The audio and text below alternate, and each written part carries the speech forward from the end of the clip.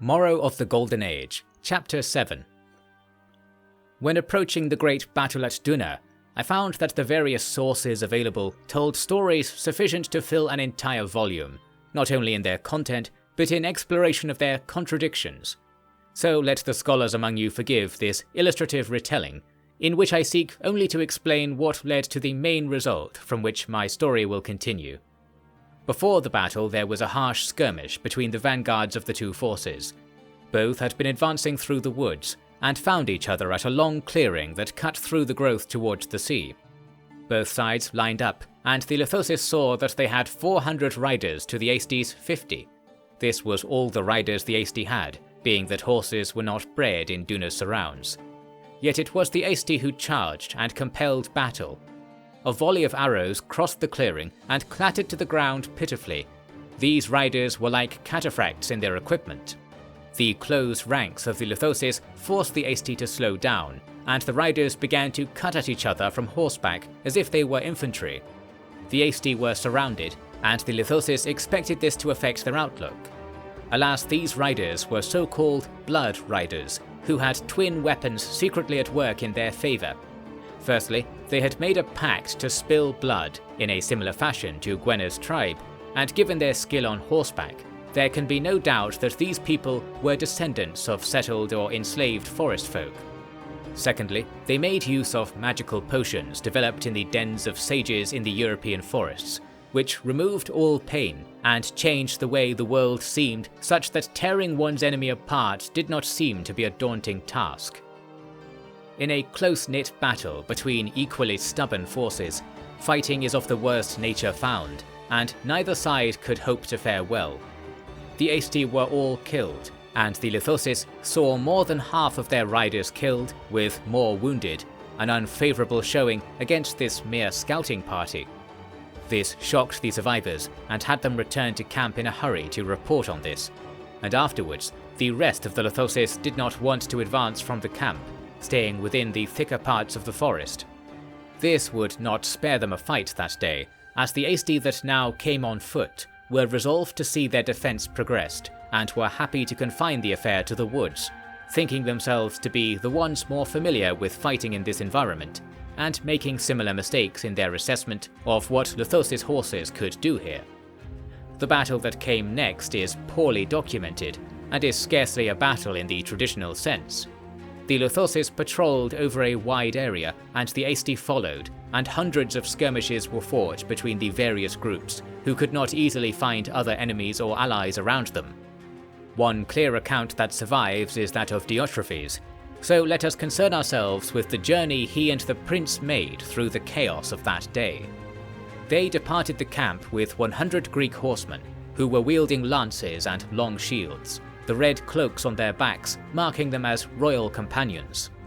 The Greeks were not able to traverse the denser sections of the woodland, and found themselves relegated to the far left flank of the theatre, where there were several large clearings and an open route towards the roads and farms closer to the city. They discovered here a column of light troops hiking into the woods, with the clear intention of joining the battle, and hence the prince ordered the cavalry into a quick line, then raced forward to place lances through their targets. The Aestes were so hardy that they did not scatter even after many fell to this assault. They stayed together in groups, while the Greeks rode about and attempted to score hits with thrusted lances, but in many cases the lances were snatched away or broken by this pack of animalistic fighters. "These are half men, there can be no doubt," Pyrrhosiades said of the scene. Diotrephes pressed for orders and received these words: "Once I would look upon these distant people as a wonder. I see them now for what they are, a betrayal of our kind. The strength of the world exists in inverse to their number, I say to you, brothers, and I beg you kill them quickly, or failing that, to die well with your body upon the earth." In his later comment on this, Diotrephes says, "I was not looking at the man I once knew, changed as he was by his quest, but his words were so true that I felt that I had to draw my sword at once and cast away tears. I wished to slaughter at his command, as if I had no other choice in the matter. I think then I was following not a prince, but a king of the old vein, and I felt that this was a fine thing for me to do." There must be many thoughts of such deep speculation amid the fury of battle, but these words strike me as being clear and well thought out, so I think they are worthy of mention. After fighting and pursuing these enemies during the morning, the Greeks dispatched their lost and wounded to the camp, then sought to follow the route their foe had been taking to investigate the central grounds of the battle. In the forest, even the sound of battle relatively close by was obscured, and in the hilly, overshadowed lands of the area there was no hope to gauge the events of the day with one's eyes. Eventually, Diotrephes writes that they followed an animal trail to a large clearing and discovered hundreds of Lithoses resting beside their horses. Many were injured, and they reported extensive battle with a close-by enemy force. They said they were not going to stay where they were, but warned of enemy troops moving in their rear. The Lithoses did not worry about being surrounded. However, Parysades, with what understanding he had of his army's deployment and positioning, was concerned for the main camp. Therefore, he left most of his companions to support the local fighting, and went with a band of Lithosis guides to pass through what appeared to be an impassable dell, thick with growth, via a trail no wider than a span, likely created by the small nocturnal pigs said to roam the European forests. Coming quickly to the camp, he saw that the Helisi levies and the camp staff were battling at the entrance against armoured men.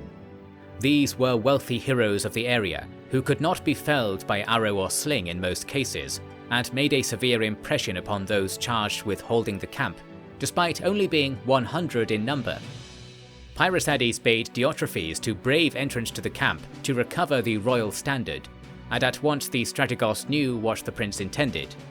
He snatched up an hasty helmet from the loot carried by some of the Lithosis, and pulled it on, and also replaced his cloak with the thinner, dull material the hasty nobles wore. The prince hid his party, while Diotrephes cantered out, appearing neither aggressive or unsure of his purpose.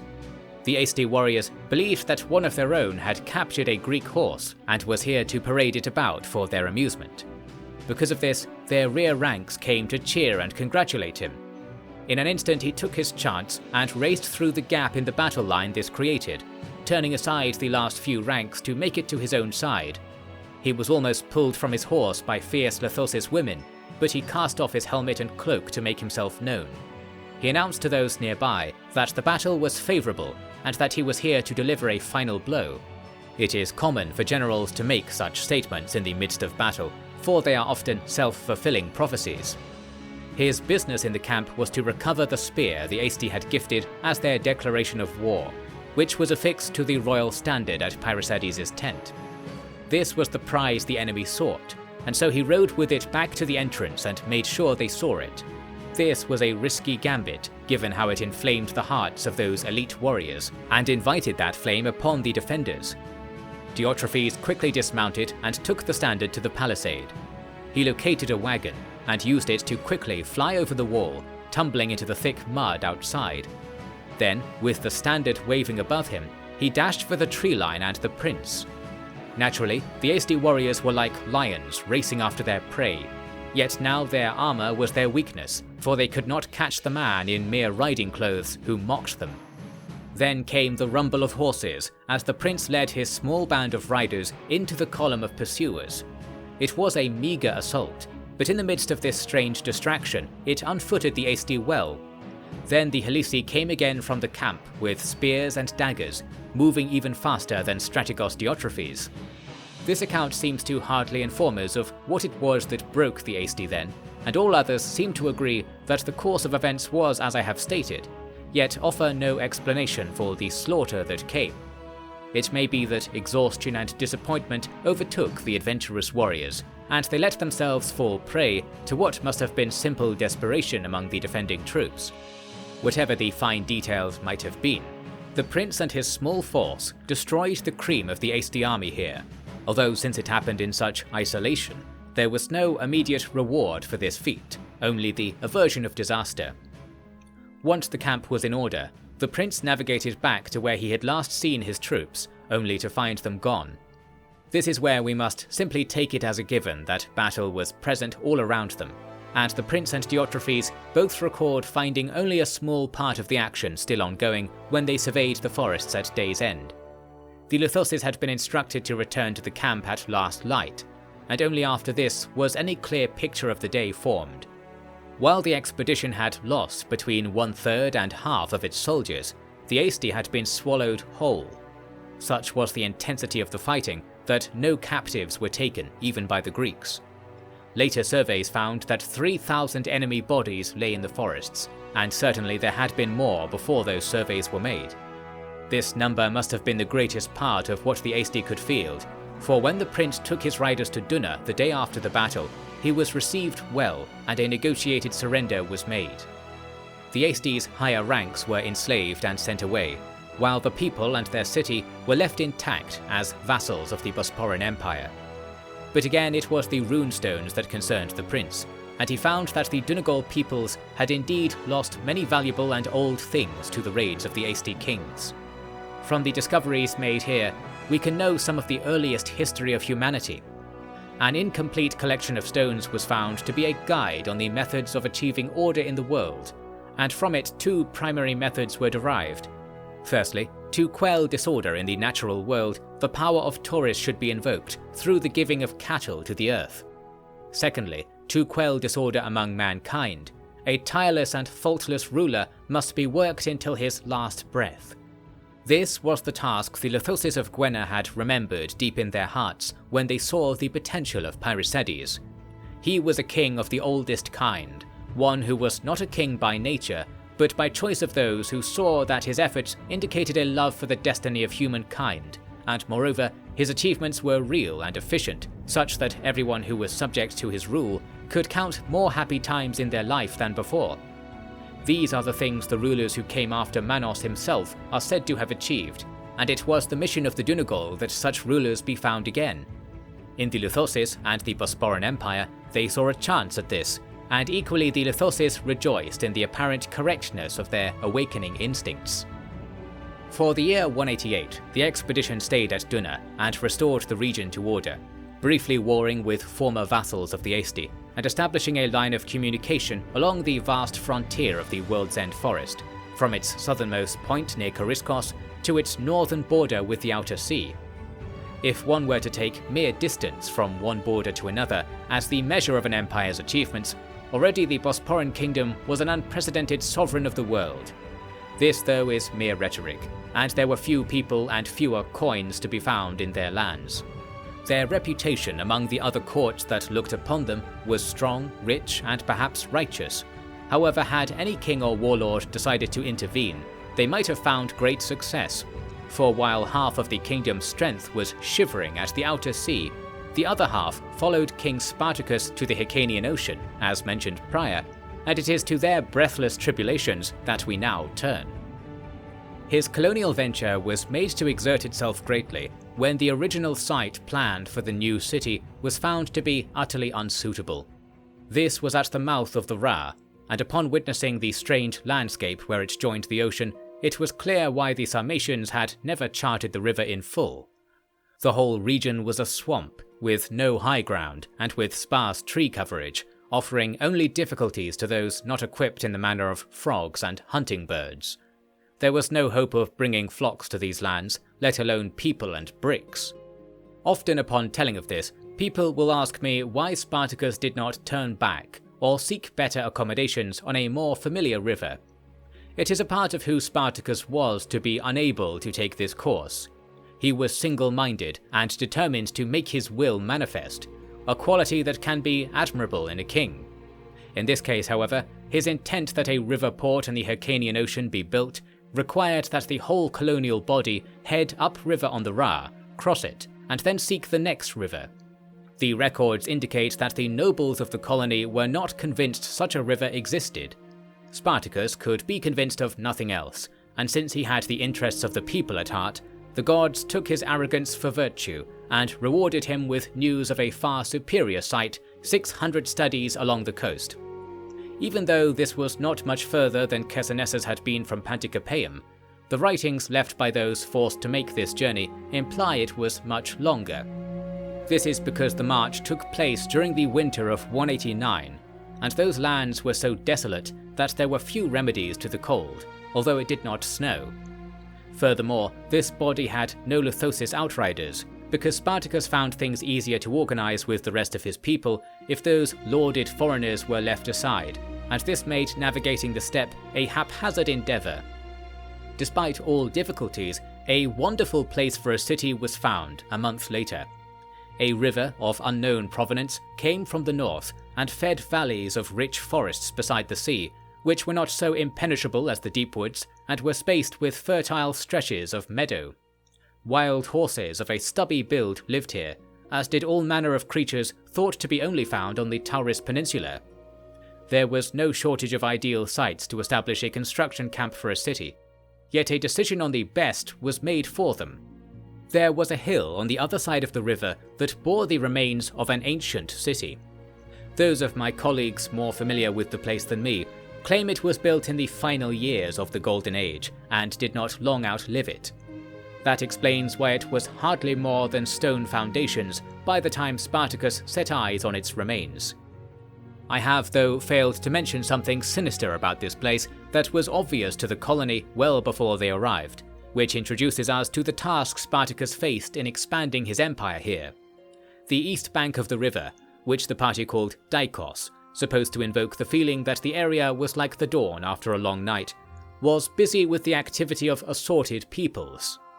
The ancient city here may have been in ruins, yet the encampments on the plain it oversaw to the east were thoroughly built upon with the tents and wagons of steppe peoples.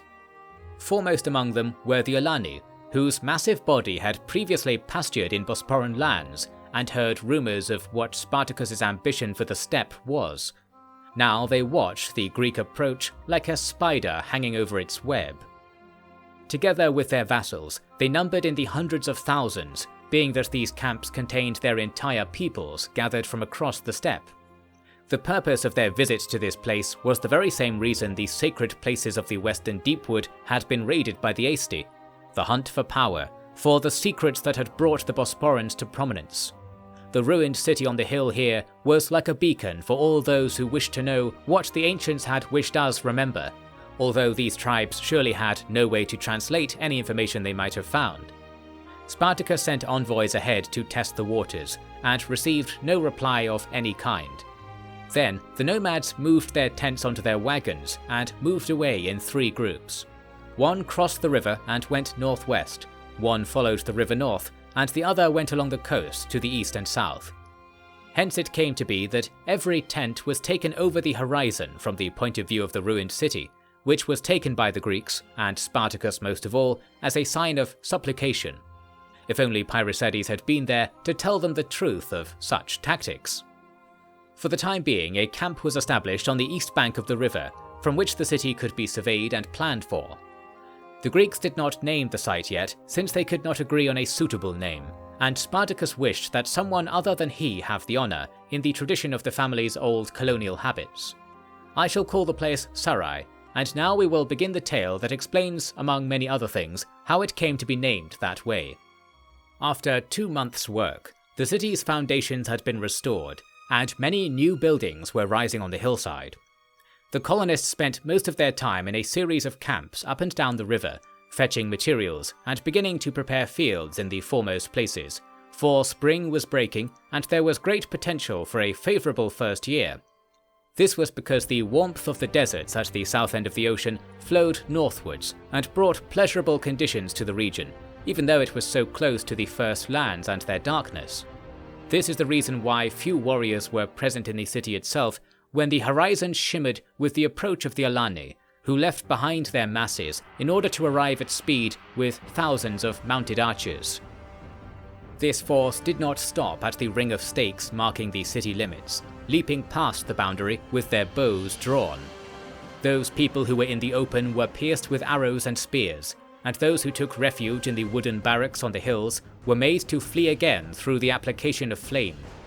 Thankfully, they were able to reach the summit of the hill, where the 200-strong garrison was mustering, although with the numbers balanced as they were, this was only a brief reprieve from mortal danger.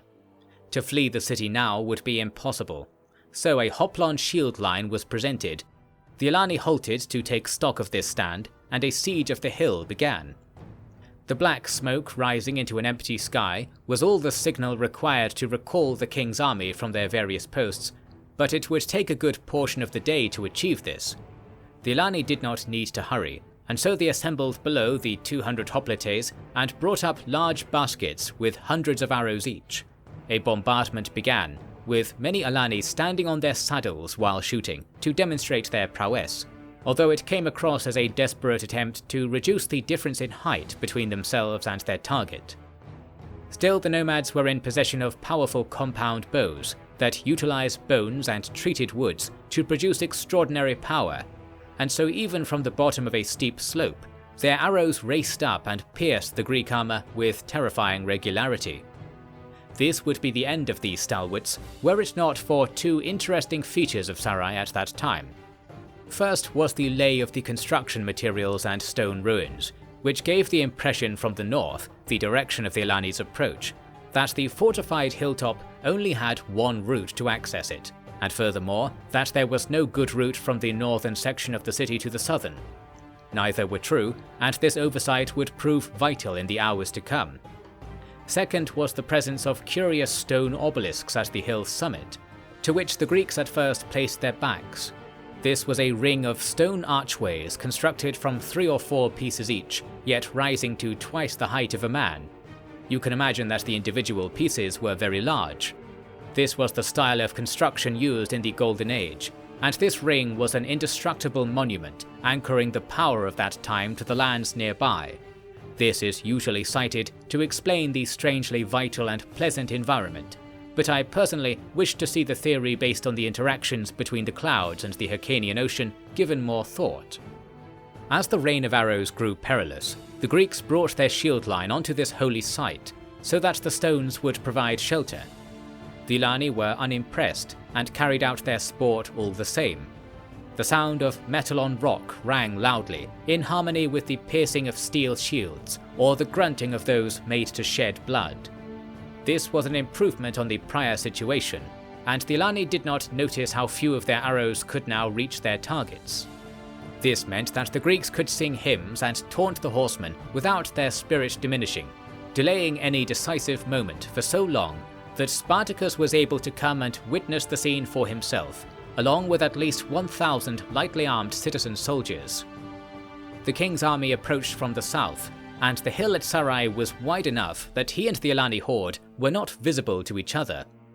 Now we see the importance of the Alani not coming to the south side of the hill, for not only did Spartacus gain an element of surprise by arriving like this, but the winding hillside path to the holy site there was unguarded. He took his men up this path, 2 abreast, and it ended within earshot of the garrison on top.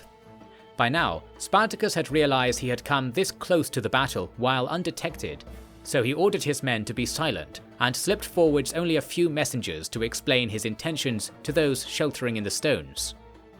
He sent his Greek horsemen to circumvent the ruin and make themselves known to the enemy rear, and then ordered his Cimmerian infantry to follow their lead. The Cimmerians were famously fleet of foot and followed along behind the horses as if they were in tow. The Alani saw this force gathering at their rear, and some of them turned around as if to make an attack, although none occurred. Likely there was no agreement among them whether this small relief force was planning on a feint, a strategy so common on the steppe that even the lowest warriors were aware of when it might be used. Their time ran out, and Spartacus now appeared to reinforce the hoplites among the stones. His warriors brought their white shields to triple the width and double the depth of the formation. Before the Alani could organize another rain of arrows, this formation moved forward at a walking pace, with shields held together, so that they were like a wall closing on the gangs of horsemen on the hillside. The lay of the buildings was such that the leading half of the Alani force could only move forwards or back, and with a fresh force suddenly and silently drifting towards them, like the spirits of those Golden Age stones manifested, they were inclined to go back. This would not be easy. Behind them, the Greek horsemen roared and galloped into the ruins with lances outstretched. Their horses were taller and better armored than the nomadic steeds, and both those horses and their riders were taken by fear. Spartacus took the shield line upon his shoulders and brought his men at a run to stab the riders on the hillside, who were not taller than the infantry in this situation. The Cimmerians came up and hurled javelins into the tightly packed streets, and it is said that the Alani even began firing arrows without reason, hitting other sections of their own army.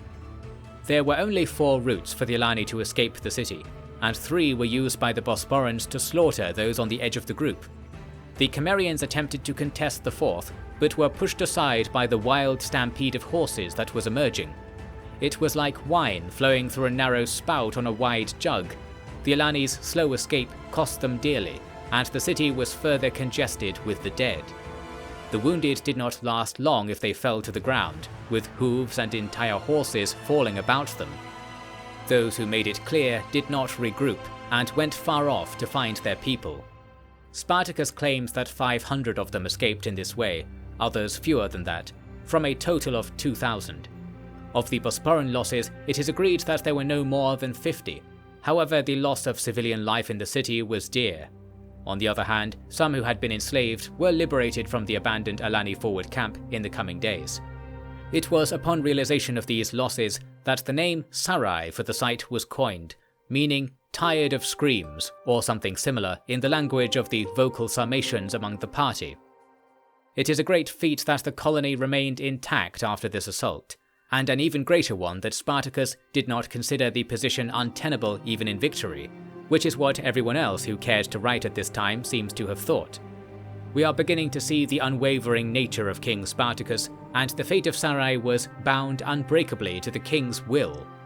As such, the conflict in this distant place would not end, for when the Alani caught themselves and shook off their defeat, they would see that it was they and their allies who retained the advantage, one they could only lose through inaction. Therefore, their people made the hinterlands of the city their own, and kept the king's people closely confined to the ruins, while they sent their allies to strike not where the king stood, but where he did not. Of this he could not know, only fear, and fear he did rightly, for the blood spilled on the ancient stones of Sarai awakened the echoes of the Golden Age's end, and hence war was to spread across the First Lands once again.